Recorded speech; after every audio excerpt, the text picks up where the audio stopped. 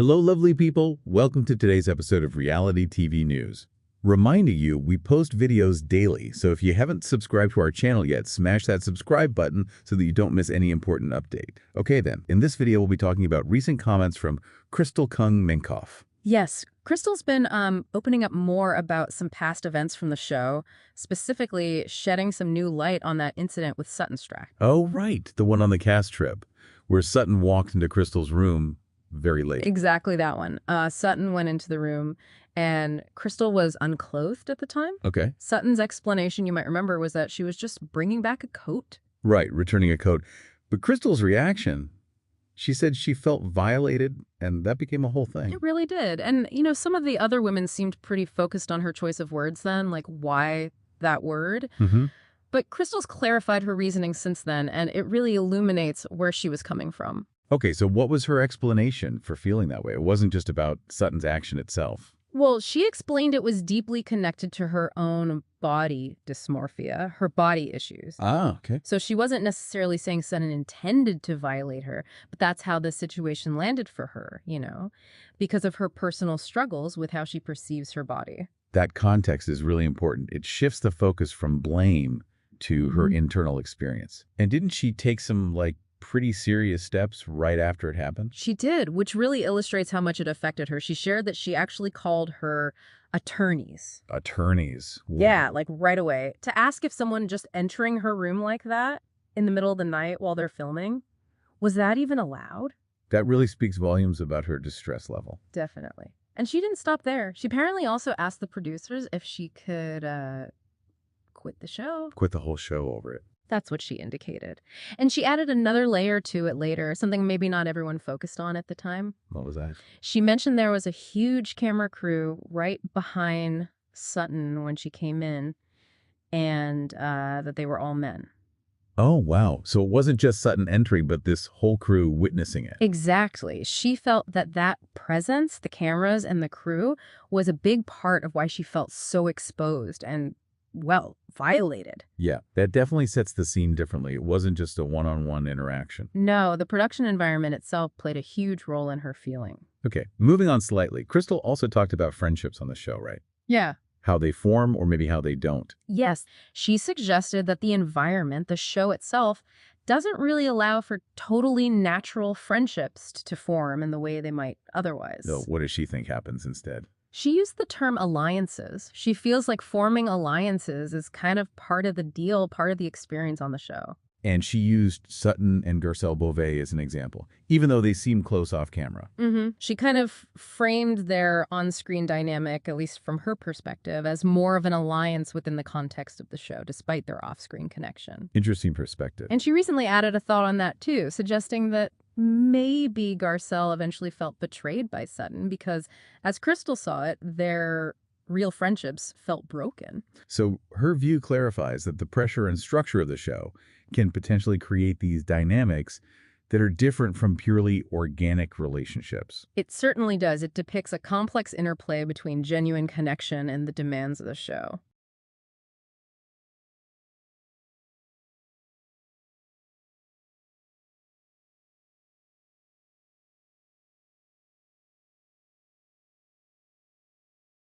All right. Margaret Josephs did an interview on the Reality Court podcast, and she sounded candid. Oh, absolutely candid. Didn't hold back at all. She was asked about Jennifer Aydin's house. Yeah. What did she say? She described it as false, modern-day dictator. Wow. Okay. What else? Bill Aydin's affair. She was asked if he only had the one affair that came out. Her answer, false. Said she's heard about numerous. Numerous. But she still likes him. Yeah, interestingly, she emphasized that she actually happens to love Bill Aydin despite saying that. It's complicated. Clearly. Did she address the John Fooder rumors Teresa Giudice spread? Yep. Dismissed the whole sex toy thing, called Teresa gross for even saying it, and apparently made some comment about John's physique, too. Okay. Anyone else get the Marge treatment? Jackie Goldschneider. Margaret called her a pathological liar, just straight up. Yikes. And what about that old Danielle Staub couch story? Did she clarify that? She did explain she bought a couch for $300 from an estate sale at Danielle's previous house.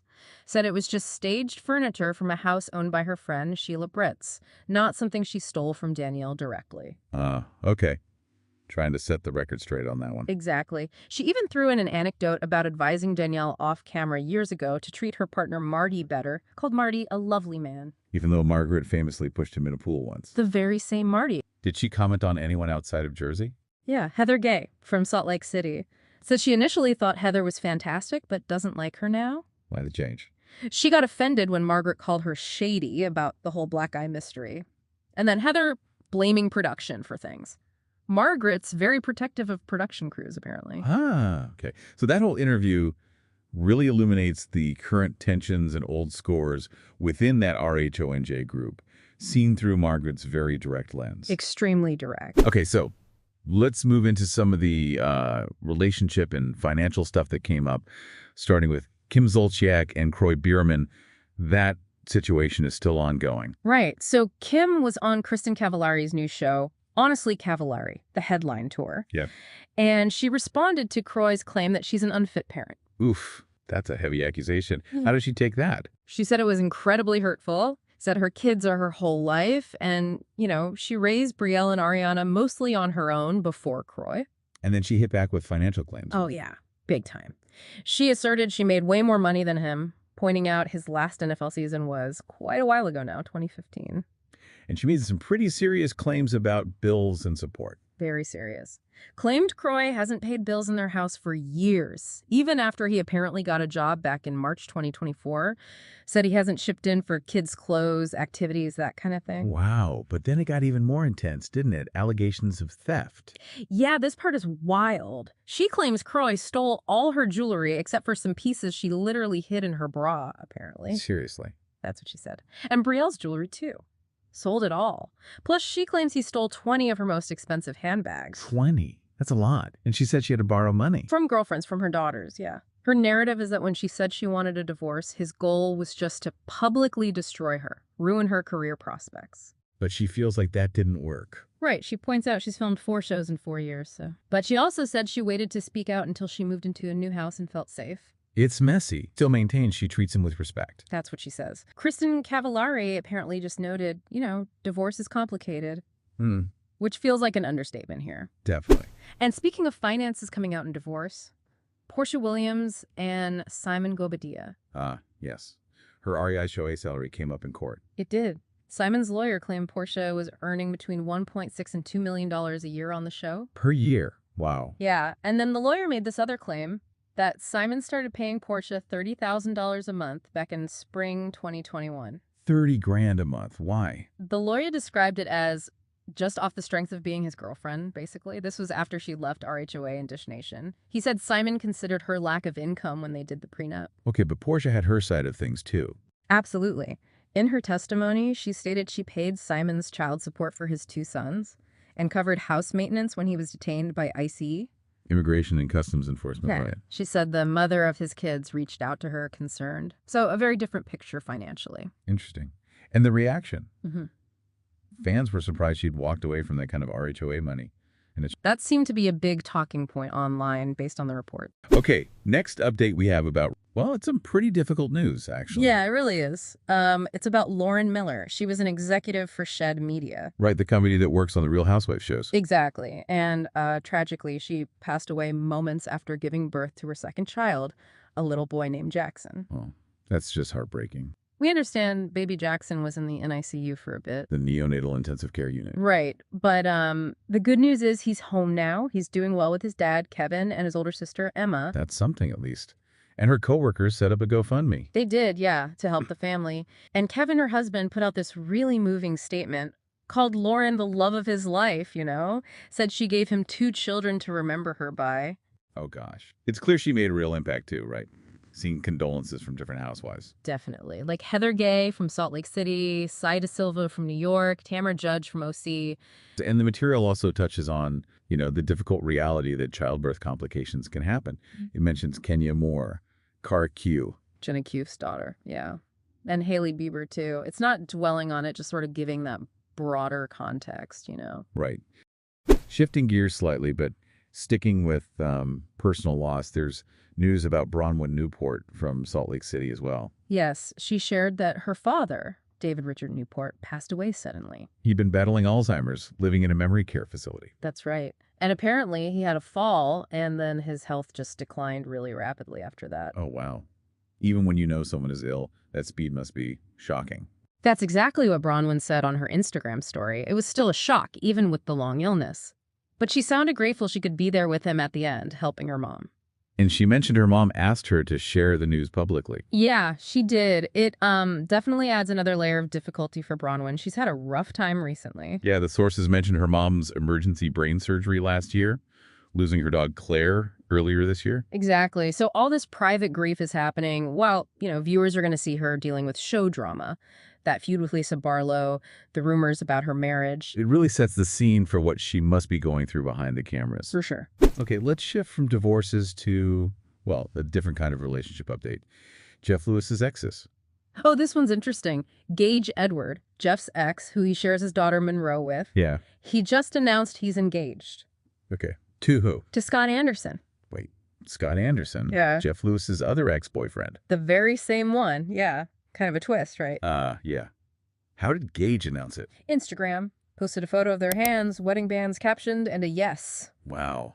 I mean, Jeff and Gage had such a difficult time with custody and co-parenting. Jeff used to say some pretty harsh things about him. He did. Called him pathetic at one point during their struggles. But what's really noteworthy now... What's that? Jeff reportedly said recently that he actually likes Gage and Scott together, for Monroe's sake. He apparently called Scott a good person, said he loves Monroe, and that he felt at peace with it. Really? After all the drama? Yeah. That actually illustrates a pretty significant shift. Maybe things can evolve. Seems like it, yeah. A surprising turn. Okay, let's talk about some cast commentary. Joel Kim Booster was on Watch What Happens Live. WWHL, yeah. And he was definitely dishing opinions. Who did he single out? He named Kyle Richards as the most overrated housewife. Ooh, bold. Anyone else? Yeah, but positively. He had nice things to say about Shannon Beador, despite their past issues. Called her an icon, a legend, said she looked great on Love Hotel. Redemption arc. Did he have a favorite suitor on Love Hotel? He picked Whale, and he had thoughts on Ashley Darby from Potomac, too. Who about Ashley? He thinks she should leave the show. Not in a bad way, though. He reasoned it's because he thinks there are better opportunities out there for her now. Interesting take. Did he suggest anyone for a future Love Hotel? Oh, yeah, he had a dream cast ready. Heather Gay, Adriana Demora, Paige DeZorbo, Lindsay Hubbard, and Joe Bradley. Joe Bradley. Wasn't there some awkwardness about him and Luann de Lesseps on WWHL? Exactly. Related to his current dating life with Maddie Reese versus that past connection. Always messy connections in this world. Always. Okay, moving over to Jersey. RHONJ. Jennifer Aydin had to address some rumors. She did. There's stuff swirling online about her marriage to Dr. Bill. What was the specific rumor? A post alleged she'd filed for divorce because Bill took a mistress on a trip to St. Bart's. Okay, and Jennifer's response? Very direct. Posted on Instagram, fake news people, and tagged Bill. Just shut it down. This comes after some other public moments for her recently. Yeah, there was that reported Jersey Mike's meltdown and her kind of jumping the gun announcing she was coming back next season, which Andy Cohen apparently commented on. It just demonstrates how they're constantly under scrutiny. And of course, Bill's past affair was a whole storyline she found out just before giving birth, right? Exactly. And she'd previously said she wasn't worried about him cheating now because they share locations on their phones. A very 21st century solution, I guess. You could say that. All right, let's circle back to Kandi Burruss. She's been talked about her career and some recent choices. Right. She addressed the criticism she got for supporting Todd Chrisley after he received a presidential pardon. Yeah, that got some attention. How did she defend it? Pretty simply, actually. Said they've known each other for years. She's just happy for her friend. Did she give any more specific reasons? She did. Described Todd as being definitely a voice for minorities. Said he always cared about those issues, that he's raising Savannah, who's a young black woman, and that he was already talking about injustices he saw before he got out of jail, like through letters and stuff. So offering her personal view of his character. Interesting perspective. Yeah. And she also gave advice to her daughter, Riley. Yeah, for Riley's new show, Next Gen NYC. Basically told her, you gotta be honest because you don't want them to roll the camera back on you and stand on business every time. Good advice for reality TV, probably. Practical. Very. Kandi also reflected on leaving RHOA after 14 seasons. That was a huge move. How does she feel about it now? Called it a hard decision, but ultimately one she's glad she made. Said other opportunities opened up. She mentioned the Broadway show she co-produced, Othello. Which broke records, right? Exactly. She felt that success really confirmed it was the right move for her. What other things did she mention? The successful Escape and SWV reunion tour, getting acting roles like On the Chi. These examples really demonstrate how leaving that anchor show allowed her to branch out. And more family time too, she said. Yeah, that was another benefit she mentioned. Plus, a little Sun detail. What's that? She still gets all the RHOA updates. The tea from Shemaya Morton. Of course she does. Once a housewife. The connections remain. We've definitely covered a wide range of updates today.